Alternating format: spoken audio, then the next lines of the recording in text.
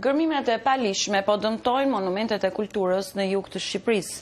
Një varr monumental i periudhës antike është dëmtuar kohët e fundit në Gjirokastër nga persona që kërkonin sende të çmuara. Specialistët thonë se vlerat e trashëgimisë, sidomos për rastet kur ato janë unike, duhen mbrojtur me masa të posaçme. Korrespondenti Raimond Kola sjell hollësit.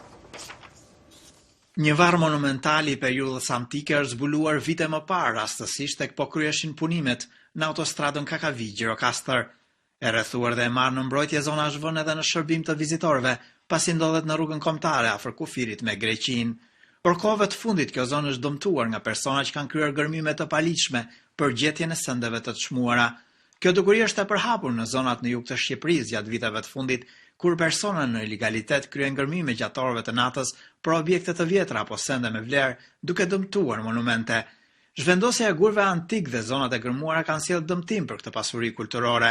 Specialisti i monumenteve Reshat Gega u tha gazetarëve në Gjirokastër se vlerat të tjera janë të rralla për kulturën shqiptare dhe ndaj duhet të mbrohen me masa të posaçme. Monumentet të kësaj natyre, të cilat kanë lidhje me ritualin e varrimit në periudhën antike, kemi parasysh që është e shekullit 4 para,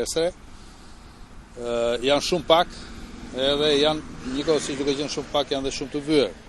Ky edhe nga pikpamja, po themi, e impaktit viziv që jep edhe pjesa treguese e mënyrës ose arkitekturës, mënyrës se si është ndërtuar, është jashtëzakonisht interesant. Është një varr ose një monument i cili ka dalë rastësisht ose në mënyrë aksidentale në kohën kur bëhej akti i rrugës. Zoti Gega u tha gazetarëve se zona njihet për një pasuri të rrallë kulturore të periudhave të hershme historike. Gjithë lugina e Drinës shërben si një zonë mjaft tërheqëse për turistët dhe së bashku me qendrën historike të Gjirokastës përbën një pasuri të rrallë të trashëgimisë kulturore shqiptare. Në këtë zonë institucionet shqiptare kryen pak ekspedita vendore për shkak të mungesës së financimeve.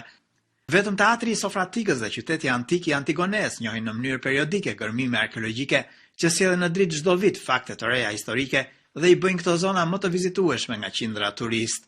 Për Zërin e Amerikës nga Gjirokastra, Raimond Kola.